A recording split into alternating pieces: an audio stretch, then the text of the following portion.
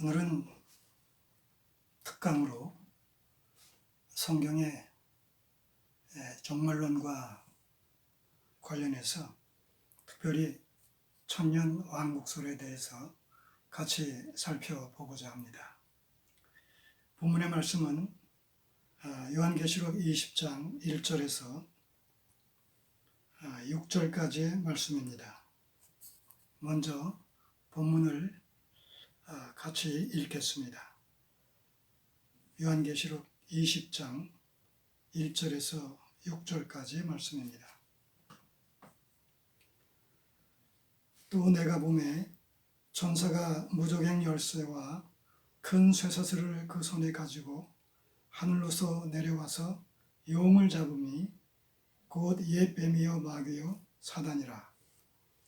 잡아 1000년 동안 결박하여 무저갱에 던져 잠그고 그 위에 임봉하여 1000년이 차도록 다시는 만국을 미혹하지 못하게 하였다가 그 후에는 반드시 잠깐 노이니라.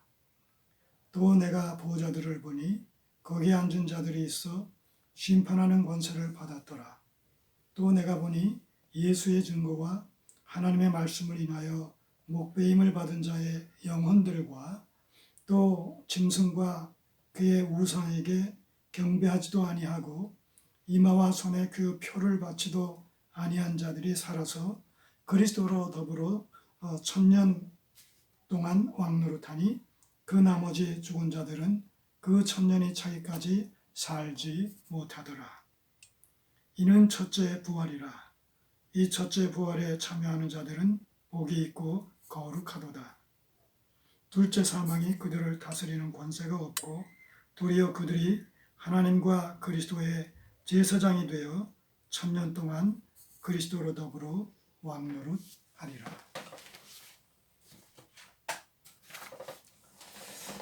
본문의 말씀에 근거해서 이 천년 왕국설에 대해서 성경이 과연 무엇을 말하고 있는지, 실제로 예수께서 이 땅에 오셔서 성도들과 더불어 1000년 동안 왕노릇한다는 것인지, 문자적으로 아니면 상징적인 그런 의미에서의 1000년이라는 이런 그 기간을 말하고 있는지 본문을 중심으로 살펴보도록 하겠습니다. 요한은 계시록 20장 1절에서 땅으로 내어 쫓긴 용을 잡아 무저갱에 가두기 위해서 천사가 큰 쇠사슬을 가지고 하늘로부터 내려온 환상에 이어서 4절에서 새로운 장면이 연출되는 또 다른 환상을 우리가 본문에서 보게 됩니다. 두 번째 환상의 중심 내용은 하늘과 땅을 망라한 교회 공동체가 그리스도와 더불어 1000년 동안 왕노릇한다는 환상입니다. 이상의 설명을 통해서 1절에서 3절까지 무저갱에 감금된 용의 결박 환상과 4절에서 6절까지 보좌에 앉아 심판하는 권세를 받은 교회 공동체 환상은 문맥 속에서 상호 연계성을 가지면서도 극한 대조를 이루고 있음을 발견하게 됩니다. 사단의 결박과 교회 공동체의 왕노릇이라는 두 상반된 주제에 대한 극한 대비를 통해서 말입니다. 이런 상호간 극한 대조와 대비는 다분히 저자의 의도적인 구성인 사실이 엿보입니다. 다시 말해 구속사적 관점에서 극한 대비를 이루고 있는 용과 교회 공동체와의 현재적인 영적 상태를 통해서 비록 악의 세력이 일시적으로 득세하는 것 같아도 그 결국은 심판과 멸망인 반면에 교회는 잠시 세상에서 고난과 핍박을 받을지라도 종국에 가서는 승리가 보장되어 있다는 사실을 확증시켜주기 위해서 말입니다. 흔히 4절에서 6절까지 내용을 일컬어서 소위 천년 왕국설로 부릅니다. 천년 왕국설은 본문 속의 천년을 문자적으로 해석해서 현세와 내세 사이에 과도기적인 중간시대가 있어 인간의 이상향이 메시아를 중심으로 1000년간 이루어진다고 믿는 하나의 학설입니다. 그런 의미에서 천년 왕국설은 교회 역사 속에서 객관적으로 정립된 교리 체계가 아닙니다.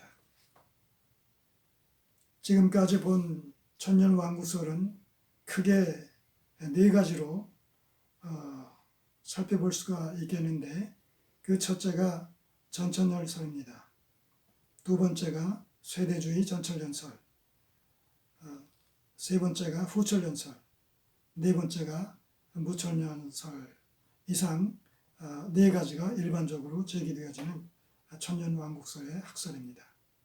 특별히 무천년설은 천년을 문자적으로 보지 않고 그리스도의 출임부터 재림에 이르기까지의 복음시대 전 기간을 상징적으로 보는 견해입니다. 주님의 재림은 자연히 섭리적 작정 기간인 복음시대가 끝나는 시점에 이루어질 것으로 내다봅니다. 반면에 전천년설은 문자적으로 천년 기간 동안 그리스도와 더불어 지상에서 왕으로 탄다는 입장을 견지합니다. 따라서 주님의 재림은 천년왕국 이전에 이루어 실현될 것을 강조합니다. 같은 개혁주의 신학자들 가운데서도 천년왕국설에 관해서는 크게 전천년설과 무천년설로 나누어지는 경향이 있습니다. 마치 하나님의 택자들의 예정의 시점과 관련해서 전택설과 후택설로 나뉘듯이 말입니다. 이처럼 동일한 본문이 나름대로의 입장과 견해를 달리하는 여러 학설로 나뉘게 된 근저에는 본문을 문자적으로 해석할 것인가, 아니면 상징적으로 해석할 것인가의 문제와 그리스도의 재림의 시기를 어느 시점으로 잡느냐의 여부가 결정적인 동인으로 작용한 것으로 보입니다. 그러나 성경 어느 곳에서도 본문의 천년왕국설을 지지할 만한 유력한 단서가 발견되지 않습니다. 단지 본문에서만 발견될 뿐입니다. 따라서 이를 교리적으로 접근하려고 하기보다는 문맥적인 접근을 시도하는 것이 보다 본문의 본질에 접근할 수 있는 최선의 길이라고 생각이 됩니다. 위에서 언급한 대로 1절에서 6절까지 전체 문맥 속에서 용의 결박과 석방 및 보좌와 안침받은 교회 공동체의 극한 대비와 연계성을 통해서 말입니다. 더불어 요한계시록에서 사용되고 있는 대부분의 숫자들이 한결같이 문자적인 의미보다 상징적인 의미로 사용되고 있다는 사실도 본문에 언급된 천년의 의미를 바르게 해석하는 데 하나의 단서를 제공한다고 하겠습니다. 우선 본문의 의미를 바르게 해석하기 위해서 1절에서 10절까지의 문맥을 통해 살펴보겠습니다. 1절에서 10절까지의 문맥 속에서 4절에서 6절의 위치는 용의 결박과 강금 및 석방과 멸망 기사를 다루고 있는 중간에 놓여 있습니다. 이런 사실은 문맥 속에서 크게 두 가지 사실을 시사합니다. 하나는 위에서 지적한 대로 1절에서 10절에 대한 저자의 의도적인 편집상의 문제와 관련됩니다. 즉 저자는 용의 결박과 강금 및 석방과 멸망 기사를 보좌에 앉은 교회 공동체와 상호 대비를 시키므로 양자 간의 극한 영적 차별 상태를 보여줍니다. 곧 악의 패배 및 굴욕과 그리스도 안에서 교회의 승리와 영광을 말합니다.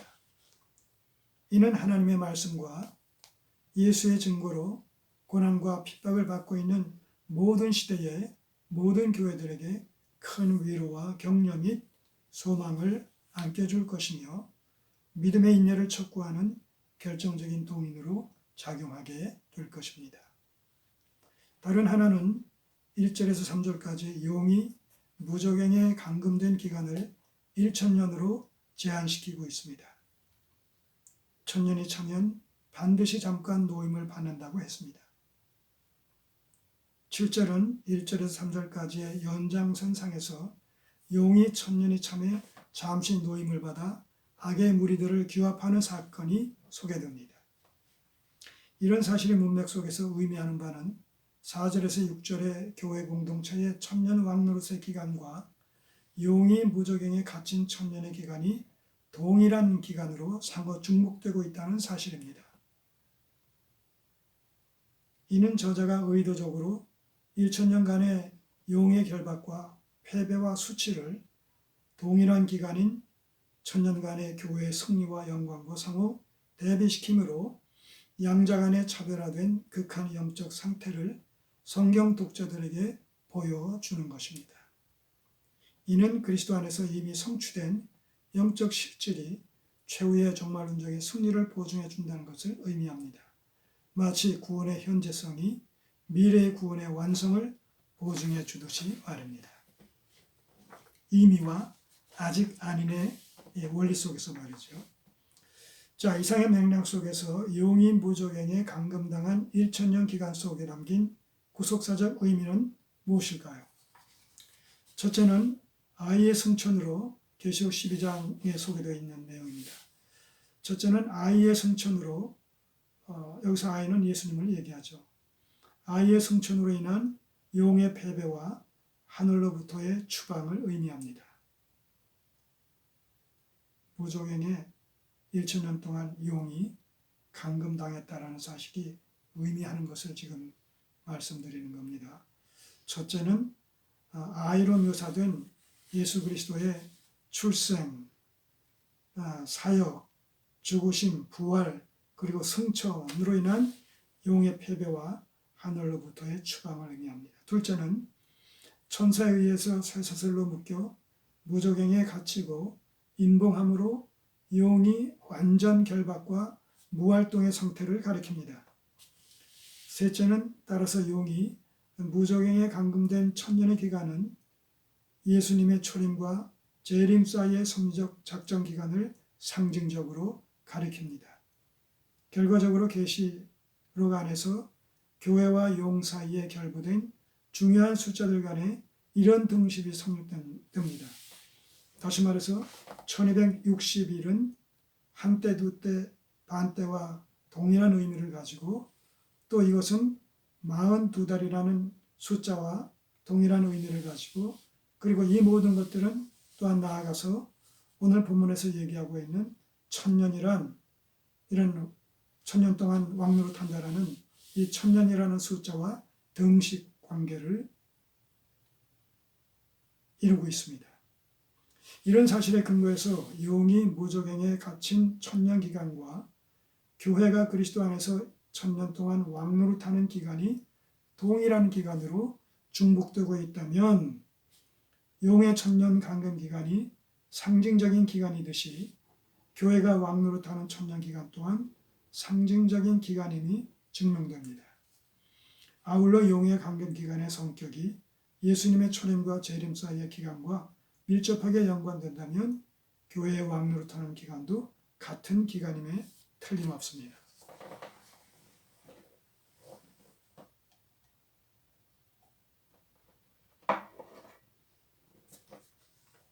여러분들이 이 원고가 없어서 듣는 것 위주로만 이해를 하셔야 되는 어려움이 좀 있을 것으로 여겨집니다. 할 수 있으면 미리 이 강의안을 어떤 경로를 통해서라도 전해드리고 이 시간에 그 강의안을 같이 보면서 읽으면서 또 설명을 드릴 수 있도록 그렇게 해보겠습니다. 자, 그렇다면 그리스도 안에서 왕노릇하는 이들의 정체는 구체적으로 누구일까요? 4절은 그리스도와 더불어 왕노릇하는 이들이 하늘 보좌에 앉아 심판하는 권세를 가진 자들이라고 설명합니다. 보좌와 심판의 성격은 통치권의 이미지를 공통분모로 가집니다. 보좌에 앉아 있다, 또 심판한다, 이런 것의 의미가 통치권을 부여받았다라는 그런 이미지를 담고 있다는 겁니다. 따라서 보좌에 앉은 자들과 심판하는 권세를 가진 자들은 동격의 대상들임을 확인하게 됩니다. 이런 사실은 하늘 보좌 주위에 둘러앉은 계시록 4장에 소개되어 있는 24 장로들의 보좌를 연상케 합니다. 이들은 왕같은 제사장의 신분으로 하나님의 통치에 동참하고 있는 하늘의 교회 공동체를 상징적으로 대표해서 가리킵니다. 4절이 이들이 누구인지를 보충 설명해 주는 것을 통해서 이런 사실을 확증시켜 줍니다.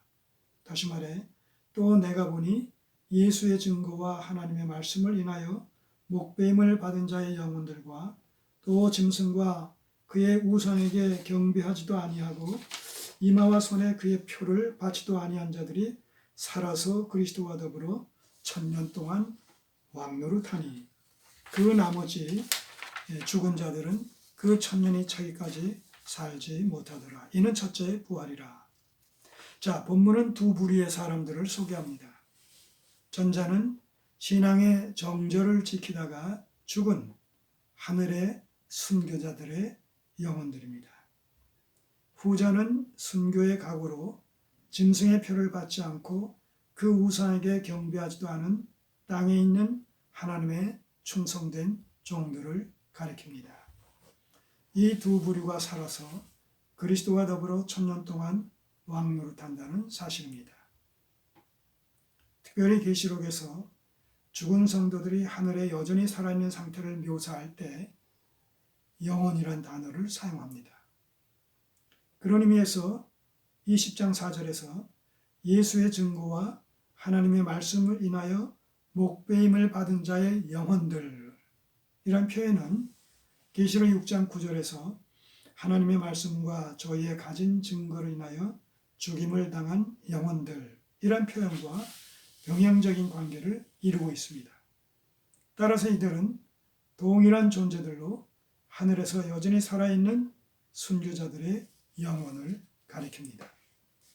그렇다면 4절에서 그리스도와 더불어 1000년 동안 왕노릇하는 자들의 정체는 하늘에 속한 순교자들의 영혼과 땅에서 순교의 각오로 믿음의 정절을 지키며 하나님을 섬기고 있는 성도들을 살아있는 성도들을 동시에 가리키고 있음을 확인하게 됩니다.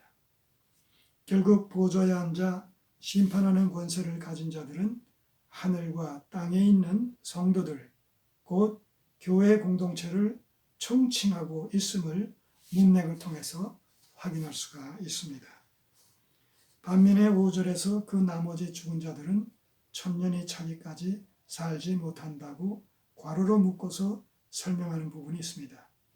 여기서 나머지 죽은 자들이란 다른 말로 얘기하면 죽은 자들의 나머지란 의미로 4절과의 문맥 속에서 목배임을 받은 영혼들을 제외한 나머지 죽은 자들을 총칭하는 표현입니다. 결국 이들의 정체가 무엇겠습니까? 예수님과 무관하게 죽은 불신자들을 가리킵니다. 짐승의 표를 받고 그 우상을 경배하며 살다가 죽은 자들 모두를 가리킵니다. 이들이 1000년의 차이까지 살지 못한다는 것은 주님의 재림으로 발생하게 될 우주적인 부활이 있기까지 곧 예수님의 재림시까지 음부에서 고통 중에 있게 된다는 사실입니다. 누가의 표현에 의하면 마치 거지 나사로와 부자에 얘기해서 죽은 후 이들의 상태가 거지 나사로는 아브라함 품에, 부자는 음부에서 고통 중에 있는 것으로 표현하고 있듯이 말입니다. 그런 의미에서 하나님과 무관한 자의 삶은 살았다고 하는 이름은 가졌으나 사실은 죽은 것과 방울하다는 것이 성경의 지적입니다. 예수께서 가라사대 죽은 자들로 저희 죽은 자를 장사하게 하고 너는 나를 쫓으라 하시니라. 마태복음 8장 22절의 말씀입니다. 자, 이런 관점에서 나머지 죽은 자들은 1000년의 차이까지 살지 못한다는 의미는 죽은 부자의 경우와 본질상 동일한 상태를 가리킨다고 볼 수 있습니다.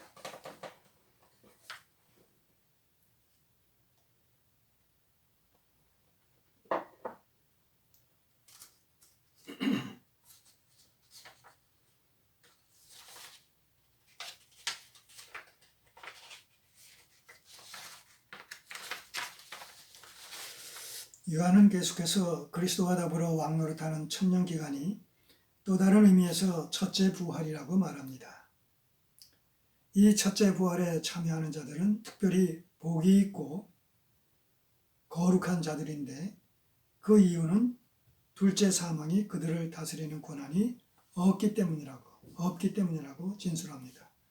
첫째 부활이 있다는 것은 둘째 부활이 있음을 의미하며 둘째 사망이 있다는 것은 첫째 사망이 있음을 가리킵니다. 자, 그렇다면 첫째 부활의 의미는 무엇이고 첫째 부활에 참여하는 자들은 누구일까요? 위의 진술을 통해서 첫째 부활은 그리스도와 더불어 왕노릇하는 자들의 영적 상태를 가리키며 동시에 이들은 둘째 사망에 참여치 않는 복되고 거룩하게 구별된 자들을 묘사합니다. 말하자면 첫째 부활의 의미는 죽은 순교자들의 영혼이 살아서 그리스도의 왕적 통치권에 참여하는 것과 몸으로 살아있는 땅의 성도들이 예수님을 믿음으로 구원을 받은 거듭난 상태를 일컫는다고 볼 수 있습니다. 이런 사실은 첫째 부활에 참여하는 자들이 둘째 사망과 무관하다는 지적을 통해서 재차 확인됩니다.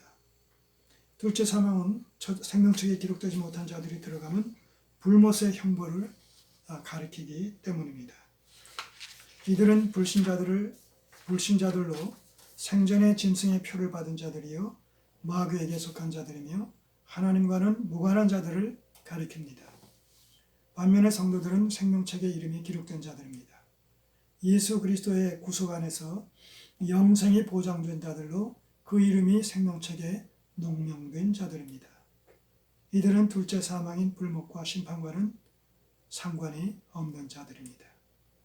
예수 그리스도의 구속을 통해서 사망에서 생명으로 옮겨졌으며 심판에서 이미 제외되었기 때문입니다. 따라서 하늘에 속한 죽은 성도들의 영혼과 땅에 있는 거듭난 성도들의 영적 상태는 이미 첫째 부활에 참여하고 있는 자들로 둘째 사망인 불못의 심판과는 무관한 자들로 존재합니다.